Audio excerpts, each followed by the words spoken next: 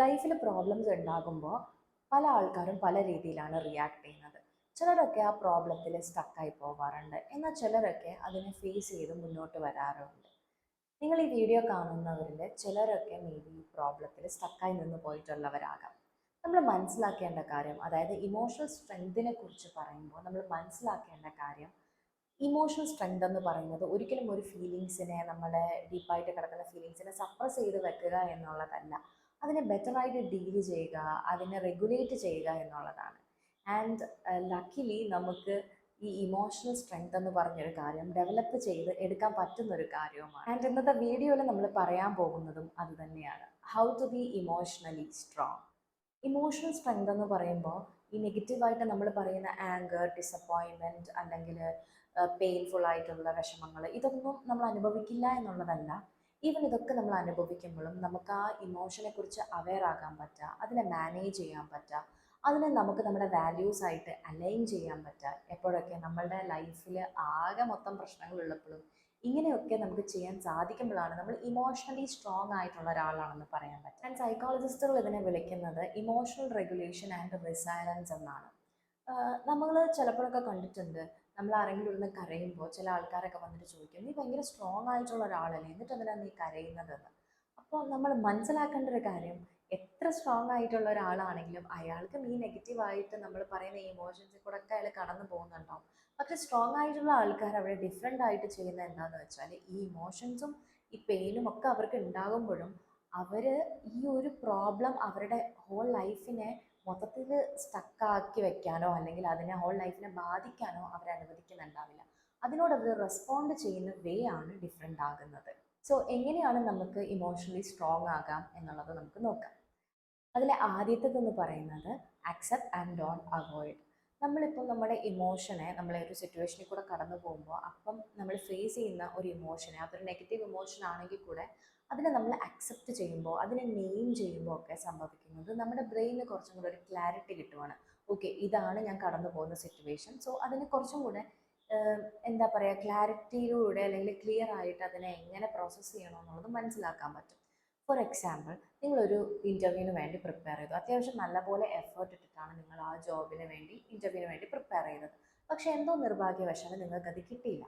അപ്പോൾ ഏതൊരു മനുഷ്യനെയും പോലെ നമുക്ക് തോന്നുന്നത് അവിടെ ഒരു നിരാശയായിരിക്കാം, അല്ലെങ്കിൽ നമ്മൾ അത്ര എഫേർട്ട് ഇട്ടിട്ട് എന്തുകൊണ്ട് കിട്ടിയില്ല എന്നിങ്ങനെ കുറേ തോട്ട്സ് വരുന്നുണ്ടാവും.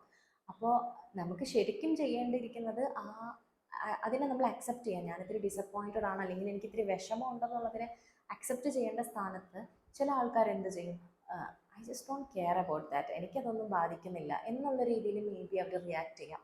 സോ അവിടെ ശരിക്കും പറഞ്ഞാൽ നമുക്കത് അപ്പോൾ കുറച്ച് നേരത്തേക്ക് കുഴപ്പമില്ലെന്ന് തോന്നിയാലും ഡീപ്പ് ഡൗൺ നമുക്ക് ഭയങ്കര ബുദ്ധിമുട്ടുണ്ടാവാം. നമുക്കത് ആ ഇമോഷൻ ഇങ്ങനെ തികിട്ടി തികിട്ടി വന്നുകൊണ്ടേയിരിക്കും. അപ്പോൾ ഇൻസ്റ്റഡ് നമ്മൾ അതിനെ ഐ ഡോണ്ട് കെയർ എന്ന് പറയുന്നതിന് പകരം നമുക്ക് ആക്ച്വലി ഫീൽ ചെയ്തത് എന്താണ്, വിഷമമാണോ? സോ അവിടെ എനിക്ക് വിഷമമായി, പക്ഷേ ദാറ്റ്സ് ഓക്കെ. ഇത് എനിക്കൊരു ഡിസപ്പോയിൻമെൻറ്റ് തോന്നിയത് ഞാൻ കുറേ വർക്ക് ചെയ്തിട്ട് എനിക്കത് കിട്ടാത്തത് കൊണ്ടാണ്. പക്ഷേ അടുത്ത കാര്യത്തെ നമുക്ക് ചിന്തിക്കാം. അപ്പോൾ ഇങ്ങനെ ഒരു വേയിൽ ചിന്തിക്കുന്നത്, അതിനെ അക്സെപ്റ്റ് ചെയ്യുന്നത് ഒരു സ്ട്രെങ്ത് ആണ്. ആക്ച്വലി അക്സെപ്റ്റൻസ് എന്ന് പറയുന്നത് ഒരിക്കലും ഒരു വീക്ക്നെസ് അല്ല എന്നുള്ളത് നമ്മൾ മനസ്സിലാക്കുക. അതൊരു സ്ട്രെങ്ത് ആണ്, അതൊരു കറേജ് ആണെന്നുള്ളത്. ആൻഡ് രണ്ടാമത്തെ കാര്യം എന്ന് പറയുന്നത് മാസ്റ്റർ യുവർ സെൽഫ് ടോക്സ്. മുന്നേ ഉള്ള വീഡിയോസിൽ നമ്മൾ പറഞ്ഞിട്ടുള്ളൊരു കാര്യമാണ്, നമ്മൾ എങ്ങനെ നമ്മളോട് സംസാരിക്കുന്നു എന്നുള്ളത് ഭയങ്കര ഇമ്പോർട്ടൻ്റ് ആയിട്ടുള്ളൊരു കാര്യമാണ്. കാരണം ഒരു ടഫ് സിറ്റുവേഷൻ വരുന്ന സമയത്ത് ഞാനിതൊക്കെ ചെയ്താൽ എന്തും കുഴപ്പമാണ്, ഞാൻ ചെയ്തല്ലെങ്കിലും ഇങ്ങനെ നമ്മൾ ചിന്തിക്കും തോറും നമ്മുടെ ബ്രെയിൻ ഇതിനെ വിശ്വസിക്കാൻ തുടങ്ങും. ആക്ച്വലി അത് നമ്മളുടെ ടഫായിട്ടുള്ളൊരു സിറ്റുവേഷനെ വീണ്ടും ടഫർ ആക്കാന്നല്ല ഉള്ളതല്ലാതെ പ്രത്യേകിച്ച് ഉപയോഗങ്ങളൊന്നും അവിടെ ചെയ്യുന്നില്ല. നമുക്ക് കുറച്ചും കൂടെ ആ ഒരു ടഫായിട്ടുള്ള സിറ്റുവേഷനിൽ നമ്മൾ കുറച്ചും കൂടെ നമ്മളോട് കൈൻഡായിട്ട് പെരുമാറാം.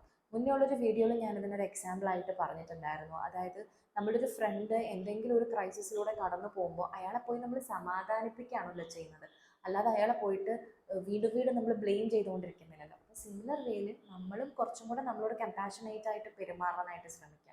നമ്മളുടെ സെൽഫ് ടോക്ക് എപ്പോഴും ഒരു പോസിറ്റീവ് വേയിലാവാനായിട്ട് ശ്രദ്ധിക്കേണ്ടതുണ്ട്. മൂന്നാമത്തേതെന്ന് പറയുന്നത് പ്രാക്ടീസ് ഇമോഷണൽ അജിലിറ്റി.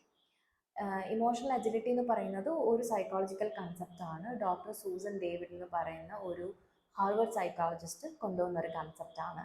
അതിനെ നമ്മൾ പറയുവാണെങ്കിൽ സിംപ്ലി പറഞ്ഞാൽ ഒരു ഇമോഷണൽ ഫ്ലെക്സിബിലിറ്റി എന്നൊക്കെ നമ്മൾ പറയില്ലേ, അതിനെ ഡിഫൈൻ ചെയ്യുന്നത് ഇങ്ങനെയാണ്: it refers to the ability to navigate your thoughts and feelings in a flexible, healthy, and value-driven way, especially during the difficult situations.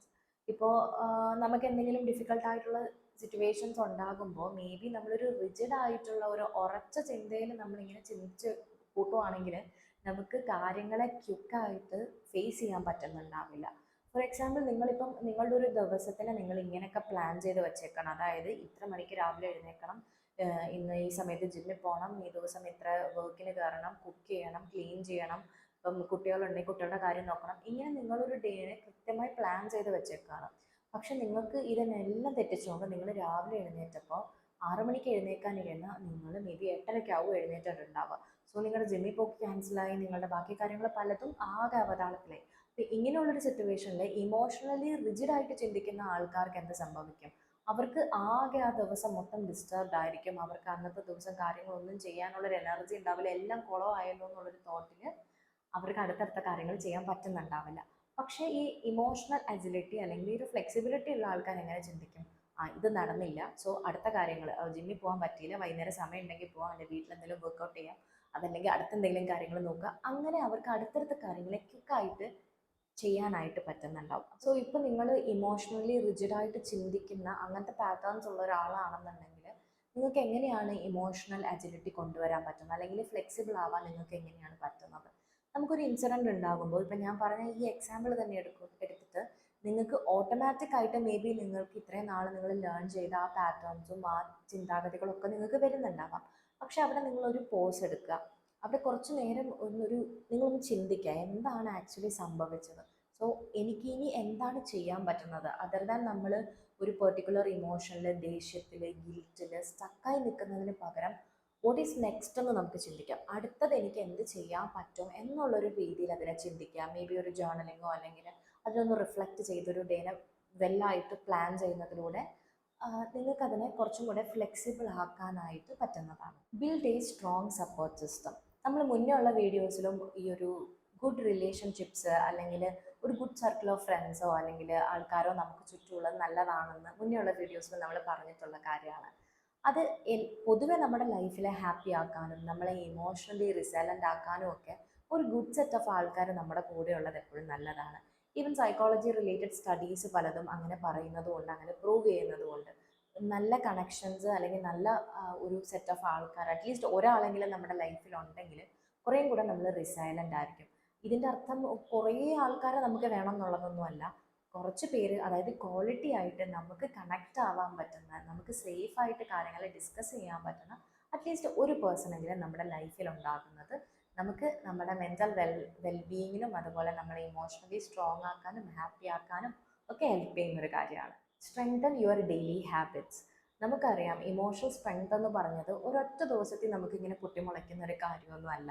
അതുപോലെ നമുക്കൊരു കോൺഫ്ലിക്റ്റ് വരുമ്പോൾ മാത്രം ഡെവലപ്പ് ചെയ്യുന്നൊരു കാര്യമല്ല. നമ്മൾ നോർമലി നമ്മൾ കാമായിട്ട് പ്രത്യേകിച്ച് കോൺഫ്ലിക്റ്റ് ഒന്നും ഇല്ലാതെ നമ്മൾ ഓർഡിനറി ലൈഫ് ജീവിക്കുമ്പോഴും ഇത് ഇങ്ങനെ ബിൽഡ് ആയിക്കൊണ്ടിരിക്കുന്ന ഒരു കാര്യമാണ് ശരിക്കും പറഞ്ഞാൽ ഇമോഷണൽ സ്ട്രെങ്ത് എന്നുള്ളത്.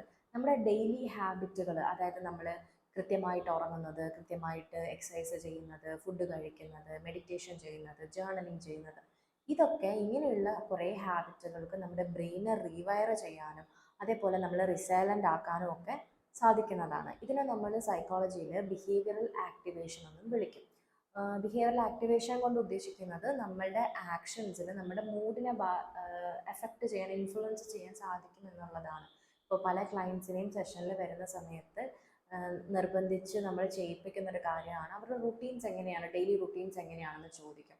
അപ്പം അവർക്ക് ചിലപ്പോൾ അവർ ഭയങ്കര ലോ ആയിട്ടിരിക്കുന്ന ആൾക്കാരായിരിക്കും, അവർക്കൊന്നും ചെയ്യാൻ പറ്റുന്നില്ലാത്തൊരവസ്ഥയിൽ ഇരിക്കുമായിരിക്കും. പക്ഷെ അവരെ നിർബന്ധിച്ച് നമ്മൾ അവരുടെ റുട്ടീൻസ് ഒന്ന് ഫിക്സ് ചെയ്ത് കൊടുക്കും.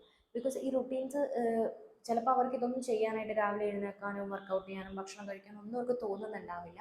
പക്ഷെ ഒരു നല്ല മൂഡ് വന്നതിന് ശേഷം ഇതൊക്കെ ചെയ്യാൻ കാത്തു നിൽക്കാതെ അവരെ കൊണ്ട് ഡെയിലി ഒരു ഇത്ര സമയത്ത് എഴുന്നേൽപ്പിക്കുന്നത്, ഷീറ്റ് വിരിച്ചെടുപ്പിക്കുന്നത്, അല്ലെങ്കിൽ പുറത്തേക്കൊന്ന് ഇറങ്ങി നടക്കുന്നത്, ഇങ്ങനെ എന്തെങ്കിലും കാര്യങ്ങൾ അവരോട് കുറച്ച് ബിഹേവിയറുകൾ ചെയ്യാൻ നിർബന്ധിച്ച് പറയണം. സോ അതിലൂടെ അവരുടെ മൂഡിനെ ഇമ്പ്രൂവ് ചെയ്യിപ്പിക്കുന്നത്. അപ്പോൾ സിമിലർ വേയിൽ നമ്മൾ കൃത്യമായിട്ട് ഇങ്ങനെ ഡെയിലി ഹാബിറ്റ്സിനെ സ്ട്രെങ്തൻ ചെയ്യുന്ന സമയത്ത് നമ്മളെ അത് കുറേയും കൂടെ ഇമോഷണലി സ്ട്രോങ് ആക്കുന്നുമുണ്ട്. സോ ഇമോഷണൽ സ്ട്രെങ്ത് എന്ന് പറയുമ്പോൾ നിങ്ങൾക്ക് യാതൊരു സ്ട്രഗിളും ഉണ്ടാവില്ല എന്നുള്ളതല്ല അതിൻ്റെ അർത്ഥം. It means that you choose to face your life with presence and courage even on your hard days. So ഈ വീഡിയോ നിങ്ങൾക്ക് യൂസ്ഫുൾ ആകുമെന്ന് ഞാൻ എക്സ്പെക്ട് ചെയ്യുന്നു. നിങ്ങൾക്ക് എന്തെങ്കിലും അഭിപ്രായങ്ങളോ നിർദ്ദേശങ്ങളോ ഉണ്ടെങ്കിൽ കമൻറ്റ് ബോക്സിൽ പറയാവുന്നതാണ്. ആൻഡ് എന്തെങ്കിലും സംശയങ്ങളുണ്ടെങ്കിൽ കമൻറ്റ് ബോക്സിൽ ചോദിക്കാവുന്നതാണ്. സോ ഈ വീഡിയോ നിങ്ങൾക്ക് ഇഷ്ടമാകുകയാണെന്നുണ്ടെങ്കിൽ please do like, share, comment and subscribe my channel. And ഇനി മറ്റൊരു വീഡിയോയിൽ കാണുന്നവരേക്കും ബൈ ബൈ.